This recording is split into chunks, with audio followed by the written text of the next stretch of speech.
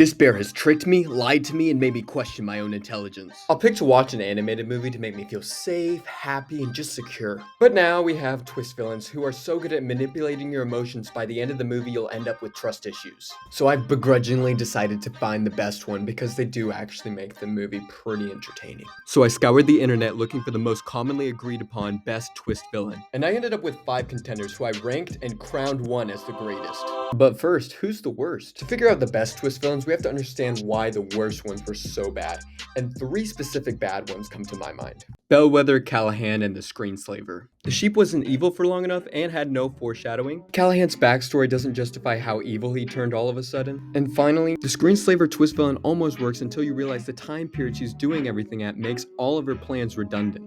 And the absolute worst of those 3 is Callahan, because not only does he have his own problems, but he also shares the problems of the other 2 as well. Now that we know these 3 twist villains' problems, we can figure out that the opposite will probably make the best twist villain. There is no Easter Bunny, there is no Tooth Fairy, and there is no Queen of England. Titan has to be the most funny twist villain in cinema history. He has the most unhinged moments ever. Now you say something cool back in there. Look, it doesn't even hurt. Thing about bad guys, they always lose. And the writers know we think he's just an embarrassingly funny guy, but they can get away with so much because of that. Like when he gets rejected by Roxanne. What's wrong with me? Renting a bounty house? Chicks don't like bounty houses, they like clowns. It's easy to think he's just being funny when in reality he has some serious anger management problems. Titan may not be the #1 best twist villain, but it is very impressive how menacing he is for the little amount of time he's actually evil on the screen. The way he annihilates Megamind at the beginning of the fight and even takes his punches with a smirk on his face makes you feel hopeless for Megamind, and it helps you understand how powerful Titan really is. But the best feature of Titan is the way he compliments Megamind. Megamind invents Titan purely to feel like he has a purpose. And if Titan wasn't evil, Megamind would have learned nothing. I've ranked Titan 5th out of the best twist villains ever. The 2 things that hold him back from placing higher is his limited amount of time being evil on the screen and also his backstory. He's just a power-hungry nerd who likes a girl. But other than that, he's an incredible twist villain. But the very best makes Titan look even more like a joke. You wouldn't hit a guy with glasses, would you? You hit a guy with glasses. It was absolutely genius the way they made King Candy evil throughout the whole film. When we first meet King Candy, he makes it very clear he does not want the glitch to race, so he orders these girls to blow up her car. So he is the bad guy for most of the film until the very end when he explains himself to Ralph. If Penelope wins that race, she'll be added to the race roster. Then gamers can choose her as their avatar. And when they see her glitching and twitching and just being herself, they'll think our game is broken. We'll be put out of order for good. All my subjects will be homeless. But there's one who cannot escape because she's a glitch. When the game's plug is pulled, she'll die with it. You don't know that'll happen. The gamers could love her. And if they don't, After rewatching that scene, I found a subtle hint nobody has ever seen before, but before I show you that, it is diabolical how good King Candy is at convincing people. At this point, I was fully convinced that he was a good guy. And the subtle hint I stumbled upon. When King Candy is leaving in his car, if we pause it perfectly on one frame, zoom in on King Candy, it may be hard to see, but when I change the exposure, it's obvious he's a cheeky little boy.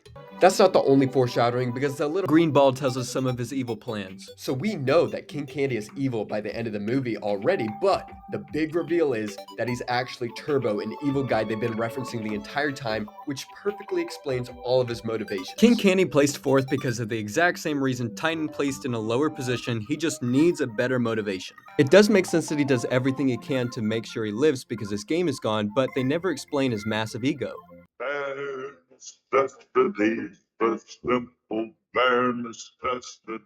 And now we have the bear who made me make this video, but before we get into his irredeemable evil personality or the way he tricked all of us, we have to understand he had a very tragic backstory.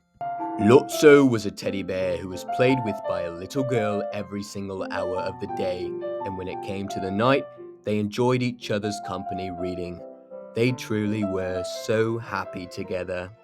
Until one day when the girl fell asleep and the parents decided to ditch the teddy bear on the side of the road for absolutely no reason.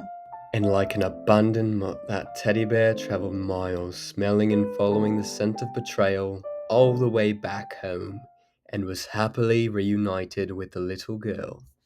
Oh wait, never mind, the little girl found a new one and completely forgot about him. Oh well. Something changed that day inside Lotso. Something snapped. The teddy bear who let a little girl control him will never let anyone control him again. So he's the boss. He has that same personality through the whole entire movie, but something feels wrong about this daycare. And Lotso doesn't do a lot of foreshadowing himself, but since he's in control of the daycare, it correlates. And when he quickly shows how far he'll go to maintain power, there is no more Mr. Nice Bear. And I can't talk about Lotso without showing you the most diabolical thing he did. Woody saves Lotso's life, and 30 seconds later, Lotso can repay the favor just by pressing a big red button. Just push it! Push it! Push it! Where's your kid now, Sheriff? This is a children's movie, by the way. If this was a list about villains who ruin childhoods, this would be number 1. Lotso's third.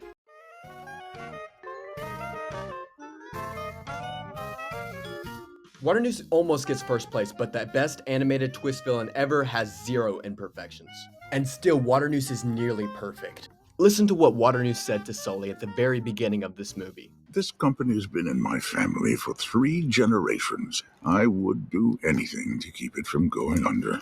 As a kid, I completely tuned that scene out, but now I realize how much I should have appreciated it. Waternoose isn't just a greedy CEO.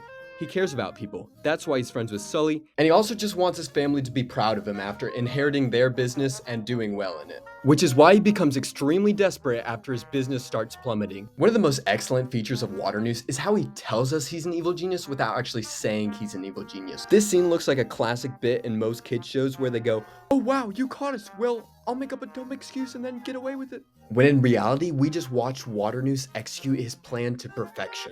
When we see the child run up to Waternoose, it's obvious he can tell exactly what's going on. How? Simple, just look at his facial expression right here. And it also would be pretty stupid if a monster with 5 eyes couldn't see a human through that mouth flap. But also if you had a friend that made this face whenever they lied, I'm pretty sure you could tell that they were hiding something. This entire time, Randall has been the main villain of the movie until he says something suspicious that throws us all off. You still think this is about that stupid scare record? And Waternoose explains what it's really for by saying it's For the good of the company. And now it's obvious why he didn't do anything when he saw the kid. He needed Randall's help to steal her in secrecy. And even though he is an evil genius, he still gets caught, but the way he gets found out is so satisfying that movies today still copy it. Don't go in that room! I think we stopped him, Boo. You're safe now.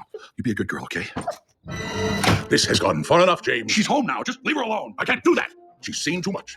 You both have. It doesn't have to be this way. I have no choice. Times have changed. Scaring isn't enough anymore. What, kidnapping children? I'll kidnap 1,000 children before I let this company die, and I'll silence anyone who gets in my way. No! Good night, Mom. Good night, Mom. Simulation terminated. Simulation terminated. Well, I don't know about the rest of you guys, but I spotted several big mistakes. But how did... You know what? Let's watch my favorite part again, shall we? I'll kidnap 1,000 children before I let this company die. What? I'll kidnap 1,000 children before I let this company... And the only one inconsistent thing Waternoose has is his friendship with Sully. It didn't really make sense that the one plan he had was to abandon him when there were plenty more that could work. But to give him credit, he was remorseful later on. And with all of his accomplishments, Waternoose gets second place. You sly dog! You got me monologuing! I can't believe it. And here we have it. Syndrome, the perfect twist villain. He starts out as a bratty kid who just wants to be like his favorite superhero. But little did he know, the superhero wouldn't care about him at all. So he builds resentment and a massive jawline until he can see Mr. Incredible one more time. And I'll let Syndrome himself explain his masterful motivation. All I wanted was to help you.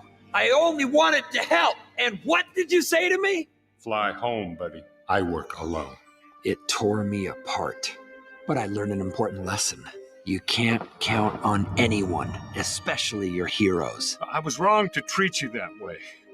I'm sorry. See? Now you respect me, because I'm a threat. And if you thought that was good, there is so much more to Syndrome. Mr. Incredible hates his job and has an obsession about how good his past career was. And Syndrome has the exact same obsession with Mr. Incredible's history. He'll even explain stories that happened to Mr. Incredible in his own past. And the only way Mr. Incredible was able to defeat Syndrome was by letting go of the past and asking someone for help. Honey! What? Where's my super suit? And the movie beautifully foreshadows the way Syndrome is going to die. In an earlier scene, Edna tells Mr. Incredible why capes are so dangerous. No capes! And Syndrome gets pulled in by the cape he created in an engine of an airplane.